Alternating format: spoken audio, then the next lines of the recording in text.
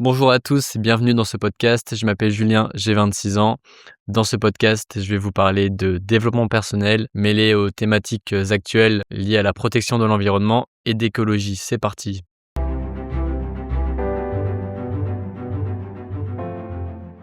À une époque où on parle beaucoup de dérèglement climatique et de bilan carbone, j'ai envie, à travers ce podcast, de vous partager mon approche et mon évolution de pensée autour de ces sujets.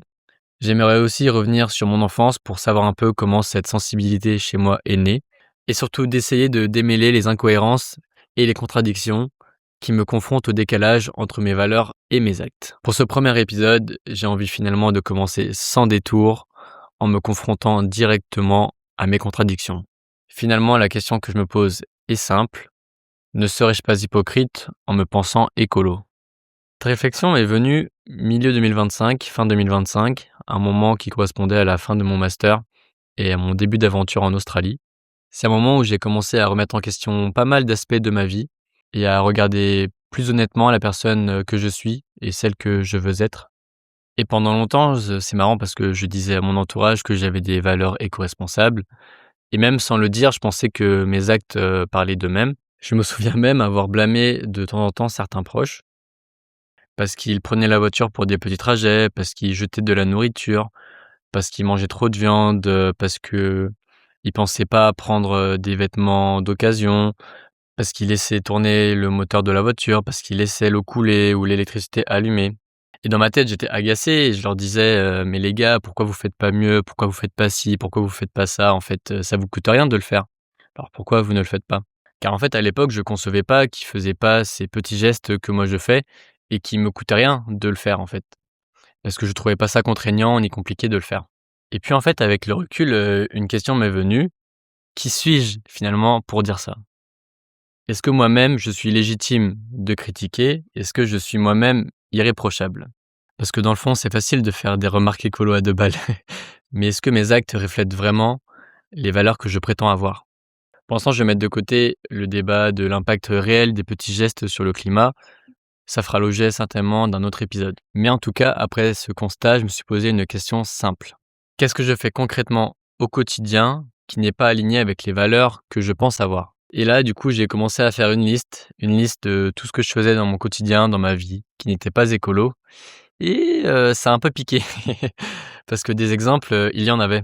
Pour ne citer que, je mange encore de la viande, parfois je prends la voiture alors que le vélo simple suffirait pour gagner du temps. J'ai investi dans des entreprises, en bourse polluantes. Je ne vais que trop peu en magasin bio ou chez le producteur et au fond, j'ai même des rêves, qui sont totalement à l'encontre, de mes valeurs puisque typiquement, je rêve de rouler en Audi R8, V10 1re génération ou encore d'avoir une Daytona 1265 99 TSA. Mais bon, on va retenir quand même que l'idée du minimalisme, m'anime de plus en plus et on va noter le positif. Donc bref, finalement, j'ai pu trouver pas mal, de choses qui ne rentraient pas dans mes valeurs et qui ne légitimaient pas les critiques, faites à mon entourage. Mais d'un autre côté, je me voyais aussi comme quelqu'un qui faisait des efforts ou des gestes puisque j'ai fait des études dans l'environnement, j'ai réduit ma consommation de viande et de produits transformés, j'effectue des trajets en covoiturage le plus possible. J'achète maximum de seconde main et j'ai arrêté aussi la pêche, de loisir, la pêche, sportive. Bref, j'étais aussi quelqu'un qui essayait de faire mieux au quotidien. Mais au final, est-ce que ces actions faisaient vraiment de moi quelqu'un d'aligné? D'un côté, il y a ce Julien qui fait quelques efforts pour agir de manière éco-responsable, mais de l'autre, il y a ce Julien qui a des failles. Et c'est là finalement que le mot hypocrisie a commencé à mûrir en moi. Et plus j'y pense et plus je me dis que j'ai beaucoup de choses à apprendre encore. Donc à travers ce podcast, j'ai envie de faire quelque chose de simple. Essayer de comprendre. Essayer de comprendre mes contradictions, essayer de comprendre d'où elles viennent et de voir comment petit à petit je peux être plus aligné.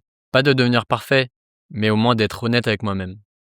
Parce que dans le fond, je crois que si ça me dérange autant, c'est parce que j'ai vraiment envie de me dire qu'un jour, en me regardant dans la glace, t'es quelqu'un qui fait ce qu'il te dit. T'es quelqu'un qui est aligné entre les valeurs que tu prétends avoir et tes actes. Voilà pour ce premier épisode qui posait un peu les bases et le contexte de ce podcast. Merci à tous de l'avoir écouté. Si je devais retenir une chose de l'écriture de ce premier épisode, ce serait que lorsqu'on prend le temps de se poser, de regarder honnêtement la personne que l'on est et celle que l'on veut devenir, et d'identifier les contradictions qui nous empêchent d'être cette personne, est une étape fondatrice et indispensable que toute personne, je pense, gagnerait à expérimenter. N'hésitez pas à réagir dans les commentaires si cet épisode vous a parlé. Je serais curieux de savoir si vous aussi, vous avez des contradictions et savoir comment vous avez travaillé dessus. À très bientôt pour un prochain épisode. Prenez soin de vous. Ciao!